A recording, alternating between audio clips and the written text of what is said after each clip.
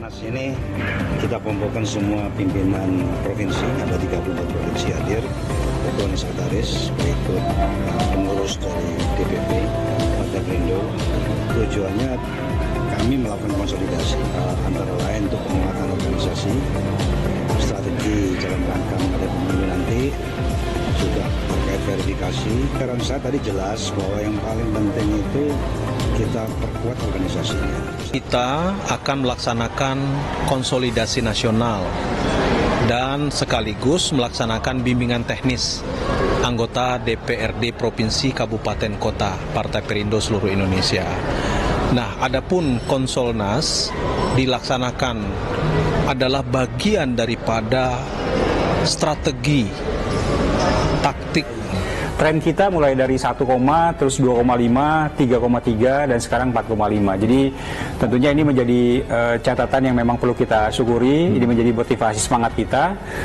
Tapi juga kita tidak boleh terlena dengan kondisi seperti ini, karena ini kan pola ya, tren yang memang terjadi dalam aktivitas yang dilakukan di masyarakat saat ini. Gitu kan. Saya sangat bersyukur, artinya ada partai baru.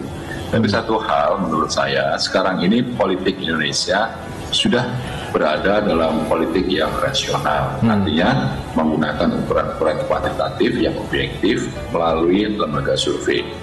Hasil dari lembaga survei digunakan sebagai acuan dasar untuk menentukan elektabilitas, popularitas, elektabilitas dalam waktu tertentu. Partai Perindo Goa gelar Muskerda, konsolidasi pemenangan pemilu 2024. Dewan Pimpinan Daerah Partai Perindo Kabupaten Goa, Sulawesi Selatan menggelar musyawarah kerja daerah Jumat 23 Desember 2022. Kegiatan tersebut dihadiri langsung oleh Ketua DPW Partai Perindo Sulsel Sanusi Ramadan.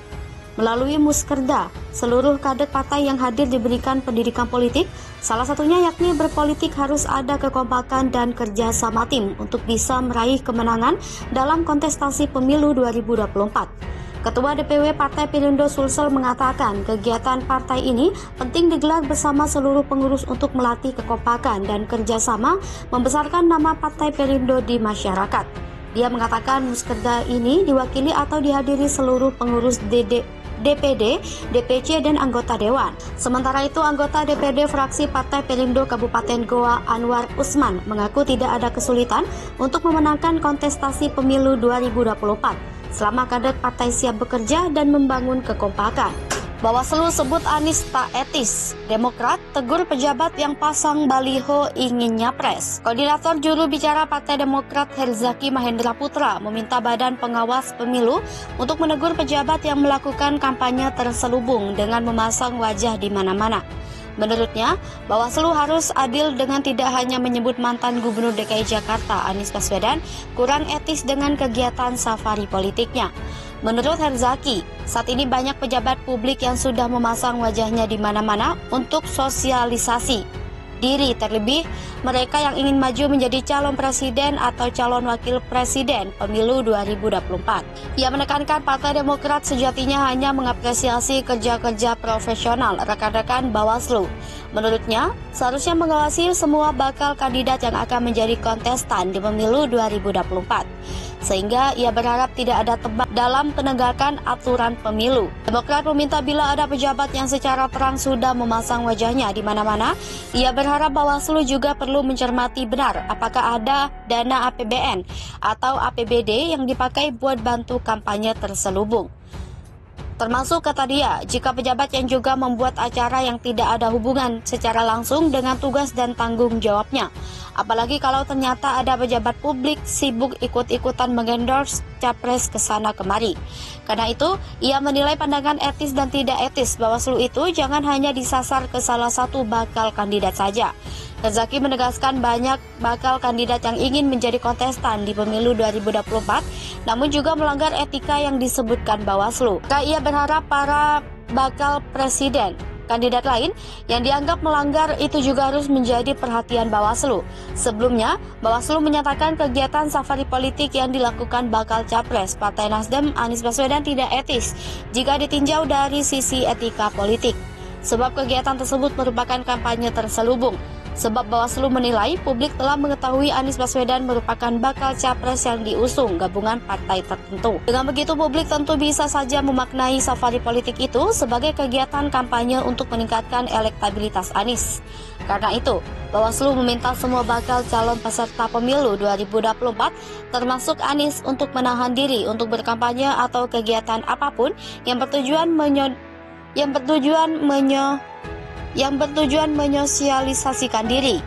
Bantah Anies Baswedan, Partai Garuda tegaskan pemerintah tak anti kritik. Belum lama ini mantan Gubernur DKI Jakarta yang juga merupakan bakal calon presiden yang diusung Partai Nasdem, Anies Baswedan menyebut pemerintahan dikritik. Belum lama ini mantan Gubernur DKI Jakarta yang juga merupakan bakal calon presiden yang diusung Partai Nasdem, Anies Baswedan menyebut pemerintah anti kritik.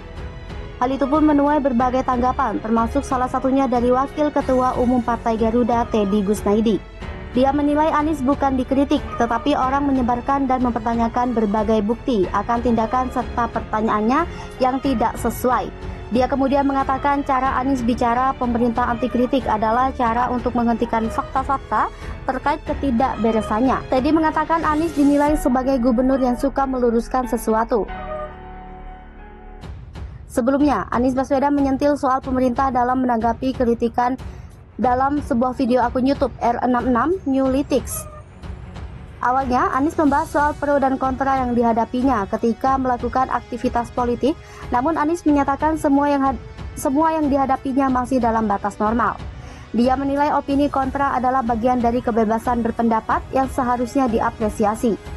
Anies kemudian mencontohkan ketika dia menjabat di DKI Jakarta. Semisal ada yang mengkritik kebijakannya, Anies dan tim akan menyediakan jawaban. Hal ini umumnya akan memicu terjadinya adu argumentasi yang menyebut Anies sekaligus menjadi pembelajaran bagi masyarakat awam. Inilah poin positif dari perbedaan pendapat dan kritik di mata Anies. Karena itulah dia kemudian menyayangkan pemerintah yang kadang memilih untuk mematikan kritik tersebut alih-alih berusaha menjawabnya.